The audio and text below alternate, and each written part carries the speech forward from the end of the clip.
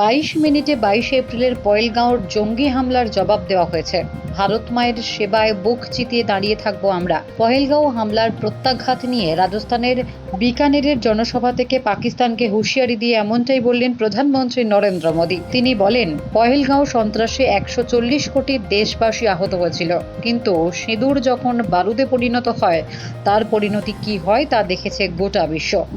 অমৃত ভারত প্রকল্পের অধীনে একাধিক স্টেশন পরিকাঠামোর উদ্বোধনে আজ বৃহস্পতিবার রাজস্থানের বিকানেরে এক জনসভায় উপস্থিত ছিলেন প্রধানমন্ত্রী নরেন্দ্র মোদী। সেখানেই অপারেশন সিঁদুর অভিযানের ভূয়সী প্রশংসা করেন প্রধানমন্ত্রী। মোদী বলেন, সন্ত্রাসবাদকে কোনোভাবেই রেহাত করা হবে না। পহেলগাঁওয়ে হামলার পর অপারেশন সিঁদুর দেখিয়ে দিয়েছে সেটাই। প্রধানমন্ত্রী বলেন, সিঁদুর যারা মুছতে এসেছিল তাদের মাটিতে মিশিয়ে দেওয়া হয়েছে। নিজেদের দেশকে কোনোভাবেই নত হতে দেব না।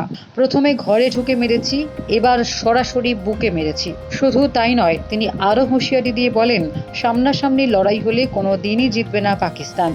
আমার শরীরে এখন আর রক্ত নয়, সিঁদুর বইছে। এটা প্রতিশোধের খেলা নয়, এটা ন্যায়ের নতুন রূপ, যার নাম অপারেশন সিঁদুর। যারা নিজেদের অস্ত্রে গর্ব করত, আজ তারা হতাশায় ভুগছে। Bureau report, D Bangla news.